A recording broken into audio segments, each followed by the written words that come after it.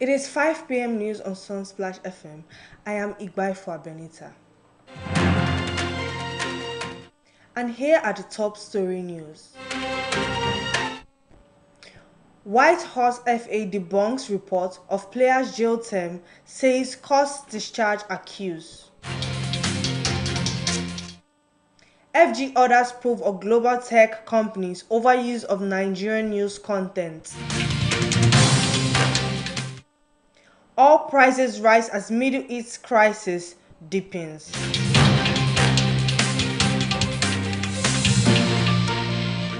Here are the news in details.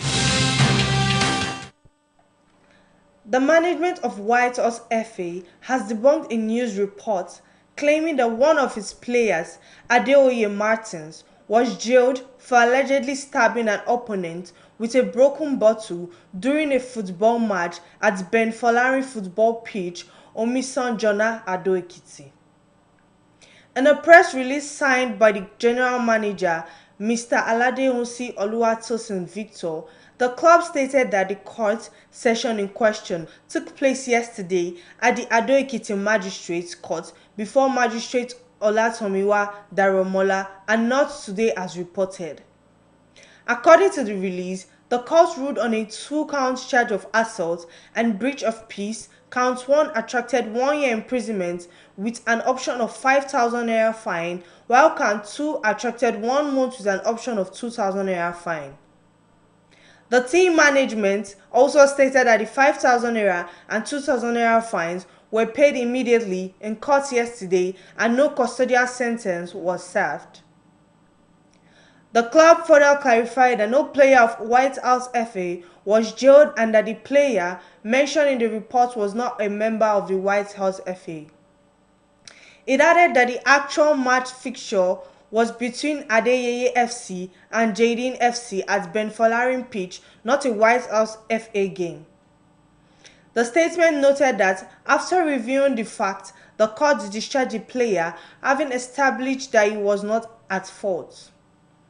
The team management, however, urged media houses and the public to verify information before publication to avoid spreading falsehoods and damage reputations.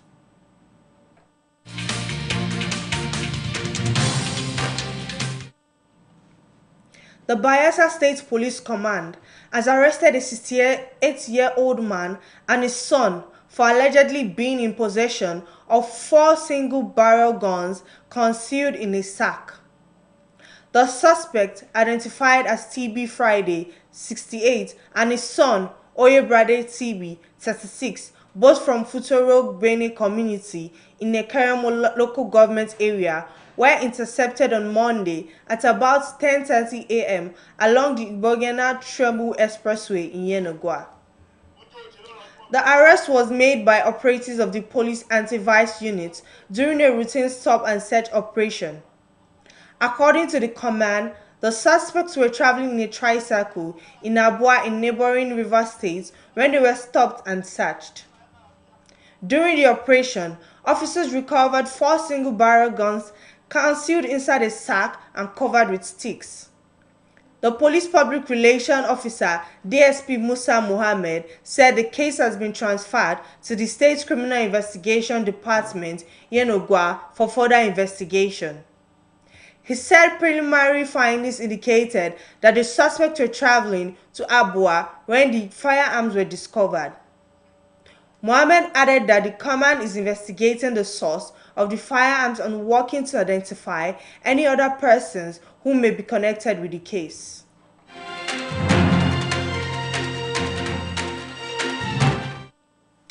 The federal government has directed the Federal Competition and Consumer Protection Commission to investigate the activities of several global technology companies over the alleged unauthorized use of news content produced by Nigerian media organizations.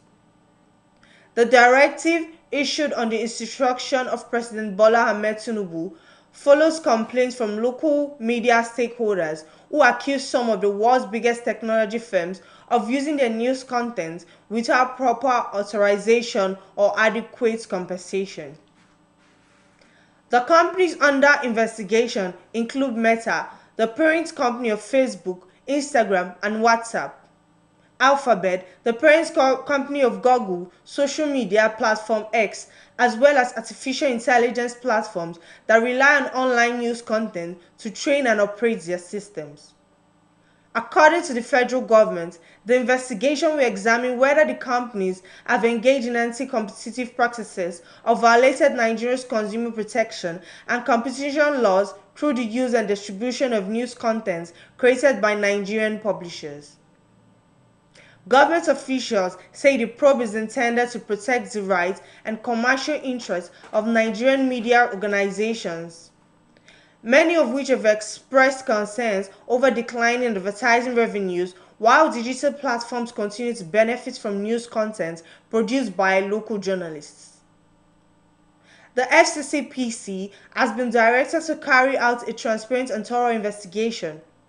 Authorities say all companies involved will be given a fair opportunity to respond to the allegations before any conclusions or regulatory actions are taken.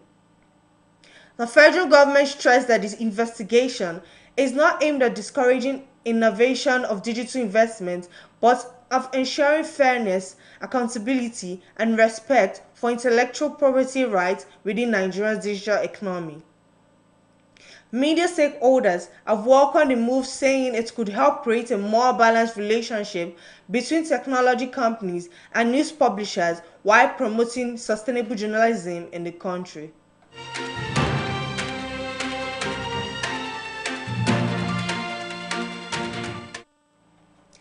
Veteran Portuguese manager Jorge Jesus has emerged as the leading candidate to replace Roberto Martins as Portugal's head coach following the Spaniard's departure, according to local reports. According to Portuguese newspaper Ebola, a claim also reported by ESPN, the Portuguese Football Federation wants to appoint a new coach before the end of the week. With the 71-year-old Jesus, its preferred choice to lead the national team through the 2030 FIFA World Cup. Portugal Football Federation President Pedro Prensa did not reveal any names but said the federation was moving quickly to appoint a successor. The coach must be someone who knows Portuguese football well and identifies with the winning mindset of the federation and the national team, Prensa said. There are several possibilities. I will handle this matter myself. I hope we will have to concentrate news by the end of the week. Jesus is currently in search of a player without a club after leaving Al Nassr FC in May. Shortly after guiding the Saudi Pro League set to league title during his spell, he worked with Portugal stars Cristiano Ronaldo and João Felix. Although he has never managed a national team, Jesus is one of Portugal's most successful club coaches.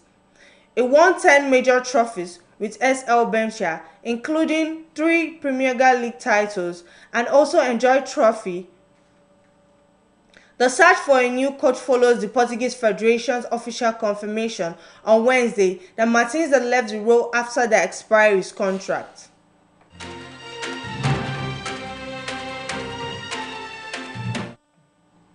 Global oil prices have surged by more than 5% following renewed tensions between the United States and Iran, raising fresh concerns over the stability of global energy supplies. The sharp increase comes after a fresh wave of military exchanges between the two countries heightened fears of a wider conflict in the Middle East. Investors are particularly worried that the escalating crisis could disrupt shipping through Strait of Hormuz, one of the world's most important oil transit routes. The Strait of Hormuz serves as a key passage for nearly a fifth of the world's oil supply, with millions of barrels of crude oil transported through the waterway every day. Any disruption to shipping in the area is expected to have significant consequences for global energy markets. As concerns over supply grew, international benchmark crude oil prices climbed by more than 5%, marking one of the biggest daily increases in recent months. Financial markets also reacted negatively, with major stock indexes falling as investors shifted away from riskier assets amid fears of prolonged instability. Analysts say continued hostilities between Washington and Tehran could place additional pressure on fuel prices worldwide, potentially leading to higher transportation and production costs in many countries. Market observers are closely monitoring developments in the region as governments continue diplomatic efforts to prevent further escalation and restore stability on one of the world's most strategic energy corridors.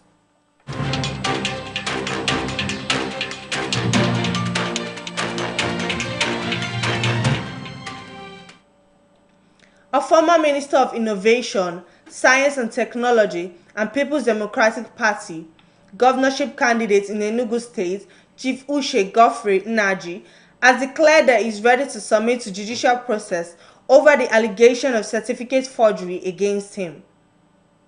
Nnaji, who alleged media trial against his person, urged Nigerians to distinguish between ongoing civil proceedings, reported criminal charges, and media narratives surrounding his legal matters. In a statement issued in Abuja on Tuesday by a spokesperson,